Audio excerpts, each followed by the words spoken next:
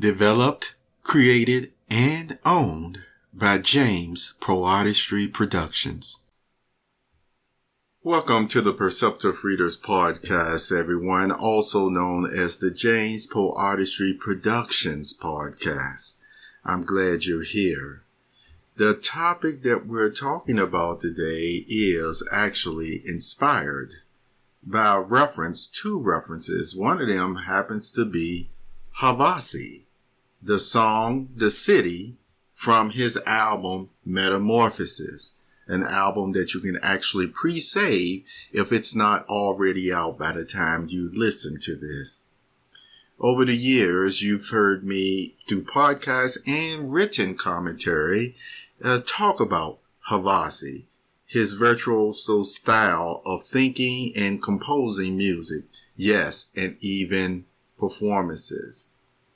I make no qualms about telling everybody, if his name happens to come up or if I bring it up, that you can see the talent in the man, in his mind.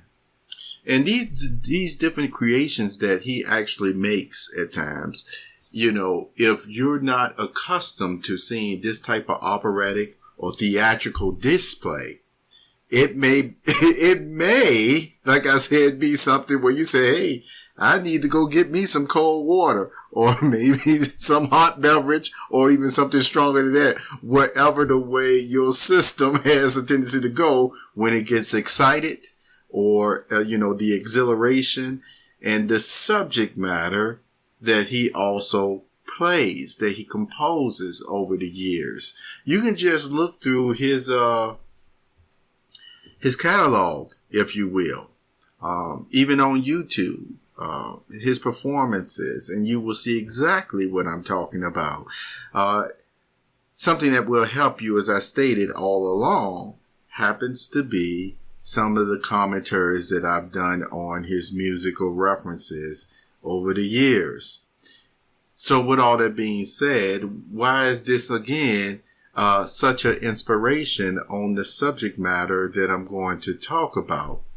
Well, this will help to emphasize something that I stated years ago to some of you longtime perceptive readers.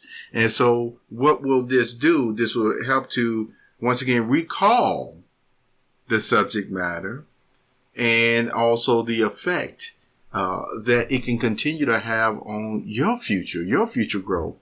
And I include myself in that. Why? Because one of the ways that, music, which is, some people call it, is a language, and it's still like a universal language, like mathematics, and that's something that you will certainly appreciate from the city that Havasi created, is that, some persons, you may sometimes say, I don't understand what that person sees in this or why this person is saying that. And yet the right song, the right music, I wouldn't even say the right poetic language will give the person the feeling and the understanding that you want them to have. Yes. And it actually recalls at times some of the very conversations I've had with persons who were very important to me in my life at a young age, which I don't have to go into here. What we're going to focus in on is this: the butterfly metamorphosis. The butterfly metamorphosis. And then I'll make some additional comments after that. The second reference here is the American Museum of Natural History. That's the American Museum of Natural History.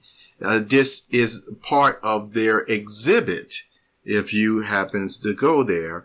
What I'm going to do is read this exhibition here. This, how you see all aside, you'll see an item, sculpture, some type of artwork, and sometimes, right to the left or to the right side of it, it'll have some history or write-up of interesting facts about it. Well, just by going to the website, the American Museum of Natural History, you can see what is on exhibition there and what it said about it as far as on this page of the butterfly metamorphosis.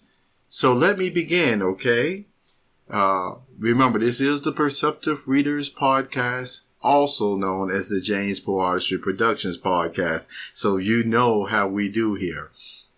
So the butterfly begins life as an egg, emerges as a caterpillar, and then undergoes a complete change in body form during development. The worm-like butterfly larva or caterpillar looks nothing like a winged adult. After hatching from the egg, the young caterpillar spends most of its time eating leaves and gaining weight.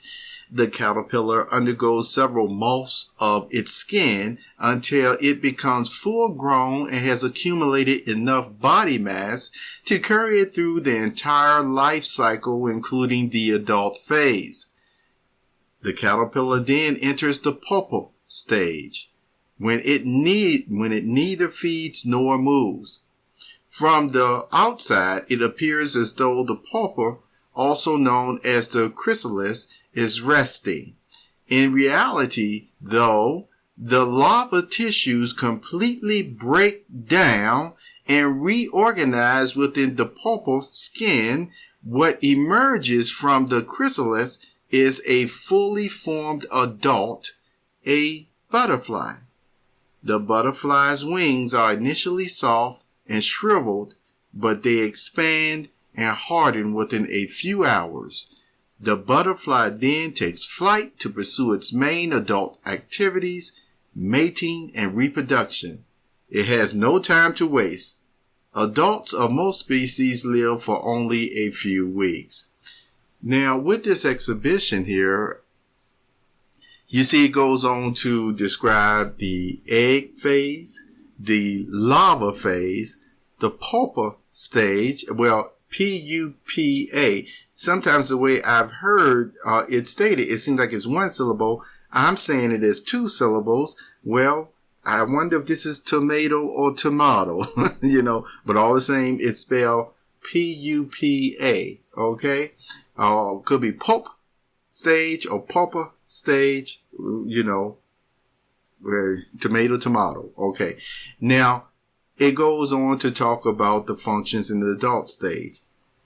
But here is what I want to state further on the section we did read about the chrysalis, about how when it goes into that stage, its bodies break down as it brings out. It's the tissue completely break down. Some people say it's like everything about it, dies. Isn't that interesting? And then it it creates the wings and everything else. It doesn't look anything like you see the caterpillar. Now, the other thing about when a caterpillar is breaking out of that chrysalis or that pupa stage, after it undergoes the molten stage. Did you know, and some of you would know because I've talked about this before, that if you see a butterfly breaking out that stage, and it already has its butterfly body, you are not supposed to help open up the pupa stage, or the chrysalis that is coming out of, because what will happen is the wings. See, it needs to work hard with the pressure with its wings for the blood to pump. You see, throughout all the wings, and it makes it strong enough so that by the time it breaks out of that chrysalis, guess what? It is strong enough to fly.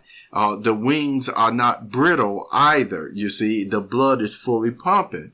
But if you were to go and cut the chrysalis open and the butterfly has no help, I mean, yes, and the butterfly gets help in that way, then guess what happens?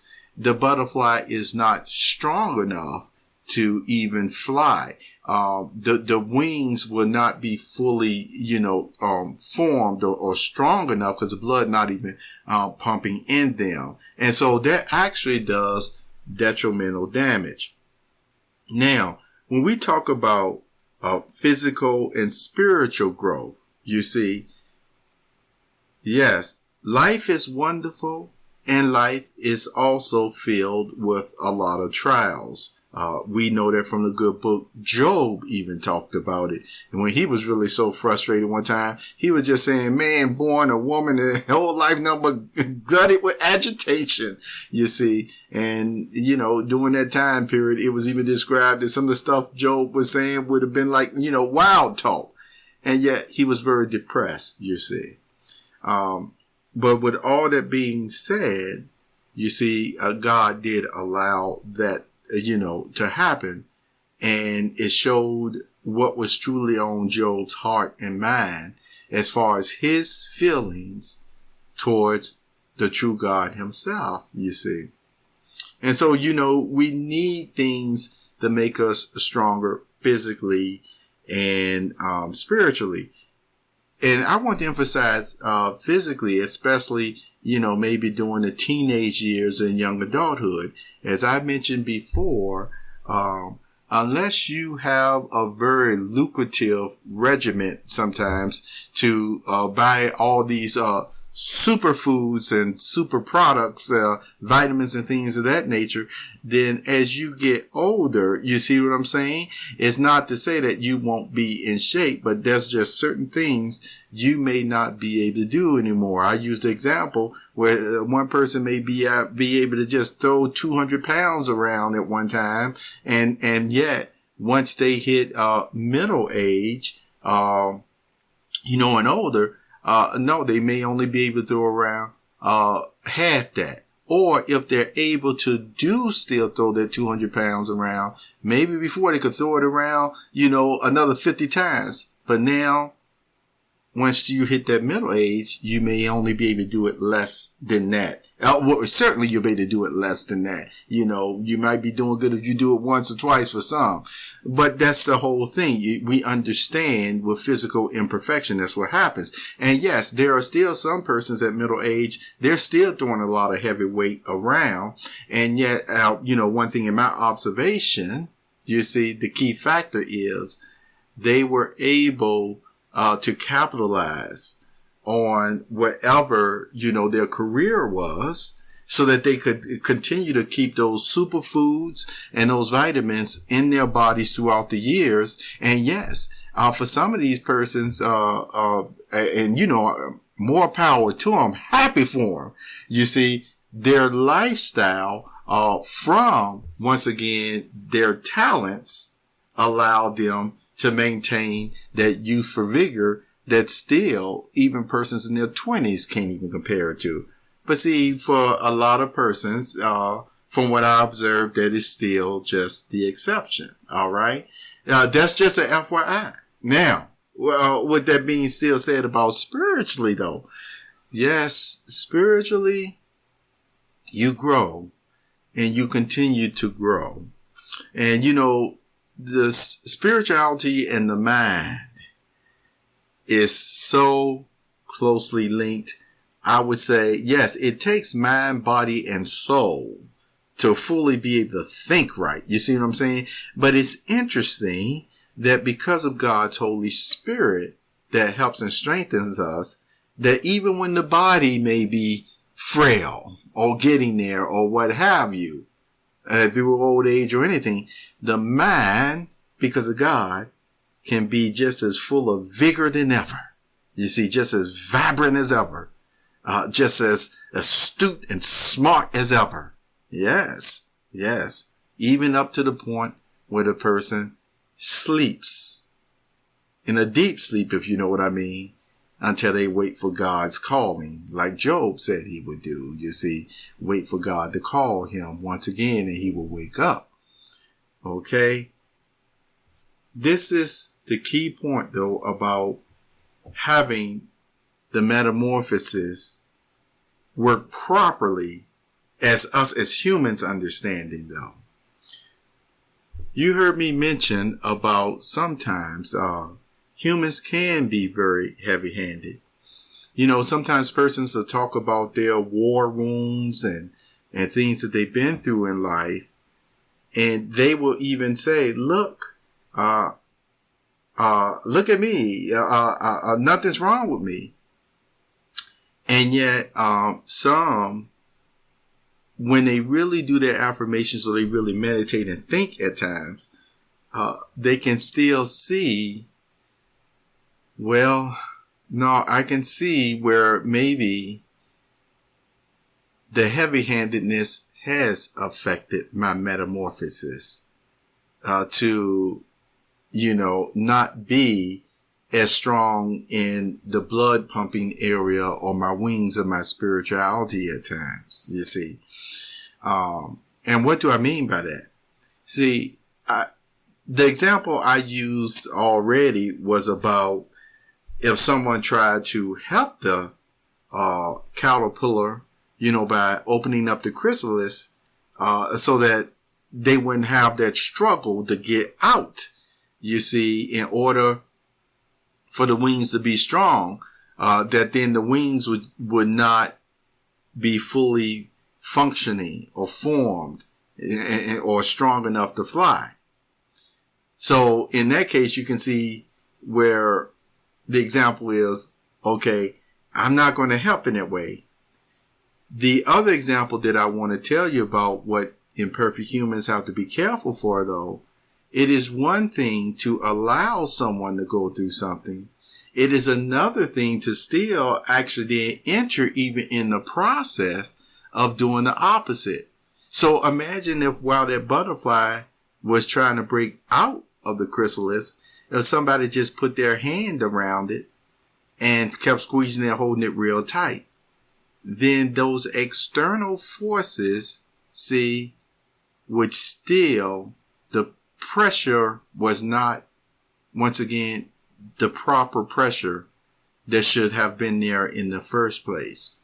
You see, it's like when you see those chrysalis hanging from those limbs on the trees that the butterfly make, if you notice, the only thing that's around it is connected to that branch, and everything else that is just around that chrysalis is good, clean air. Isn't that something? God's spirit, if you will. Nothing else is touching that, you see. And so the whole point is, as humans, we have to have a balance with the way that we help, you see, and from the lack of help to maybe an overbearing help. You see, because both of those ways can affect the metamorphosis, and it can affect the human psyche and human spirituality. Now, getting right back to that video, you can see where it's called the city. It is full of light, you see, full of hustle and bustle but see, it doesn't seem an overwhelming hustle and bustle. You can really get the feeling that this city came about because of the mind, the spirit, and the energy, you see, of the creator or this creator. See, in this case, remember, the creator can be a creative, but you can see the metamorphosis of what was inside somebody's mind, body, and spirit materializing to something marvelous. Perceptive readers, may you continue with your metamorphosis and your spirituality to get to know God, and because know what would happen in that? Eventually, again, the same way you see a physical manifestation, you see, like in the city, from what you can see in Havasi's video, you will also see it physically with your body as well. It will come out. I mean, your skin will return fresher than youth. Parts will grow back if, once again, you're using prosthetics. Everything will work right. Everything will work great physically, and that will still even branch out into your whole environment. And what a marvelous home, farm, and cities you will be a part of creating. Have a very wonderful day, Perceptive Readers. Metamorphosis. You have just listened to the Perceptive Readers podcast. Remember, until next time, if you read something that encourages you to improve or enhance your life for the better, it becomes your reality.